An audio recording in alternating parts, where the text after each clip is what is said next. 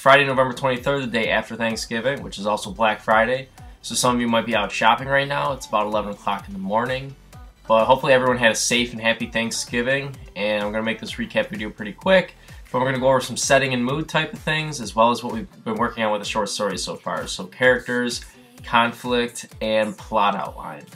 First thing we're going to talk about is setting and mood, because that's your homework this weekend. I'm going to show you 3 photographs and break them down based on how these two terms correlate with one another. This first picture is representative of the old cliche, "It was a dark and stormy night." Now looking at the picture, hopefully you're already starting to feel some emotions rise up in you. You might feel threatened from the lightning. You might feel a little scared because of the darkness. You might also feel a little depressed or even sad a little bit based on how dark and gloomy the actual picture looks. This next photograph is in direct contrast to the last one. Now, this is almost a bright sunny day. Looks like a field with some greenery, a couple trees in the background. No houses or anything, no people around.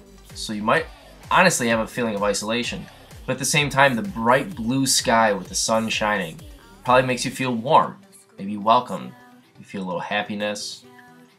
If you're going back to your vocab words and everything, you're feeling cheerful, maybe joyous. Now this last picture is intended to evoke the mood of someone being busy or cramped or congested.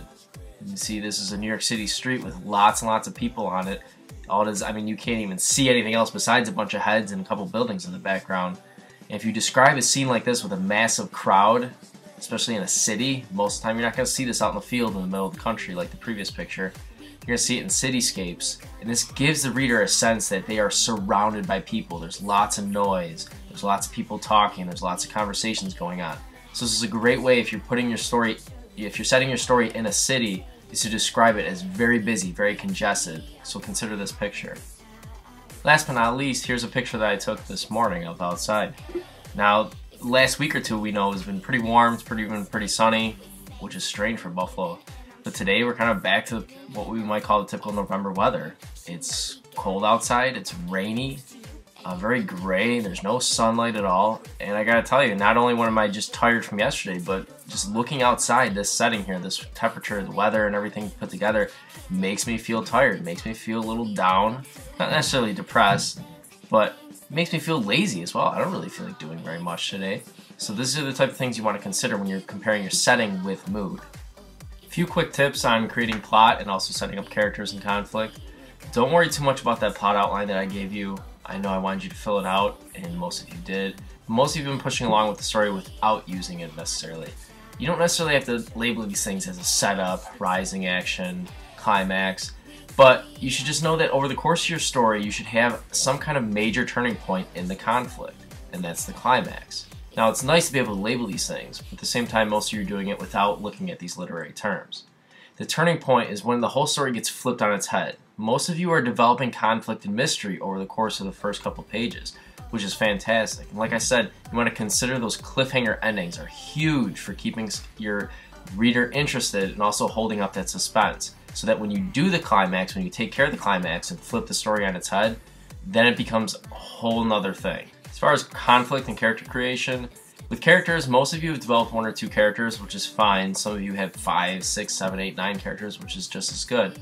At the same time, you want to make sure that the fewer characters you have, the more fleshed out they are. Make sure your protagonist, your antagonist, you really go into great detail with their physical description, who they are, the type of person. Maybe make comparisons to other people that you know or other famous people that people can, your reader can connect with. At the same time, when it comes to conflict, make sure that you're basing it off of some kind of emotion. That's really helpful. Many people are writing these romance type novels, and jealousy is a huge one. If you have almost a love triangle going on, jealousy is a massive emotion that creates conflict. Another type of conflict could possibly be simply hatred, right? Your protagonist, your antagonist have a hatred for each other. Or maybe other than jealousy, there's some kind of dispute going on, or they have some kind of competition. These type of things create great conflict. Don't just have them in conflict with each other, fighting each other for no reason. There has to be a reason behind it. Hope you all have a great weekend, and I'll see you Monday, and make sure you have your homework with you.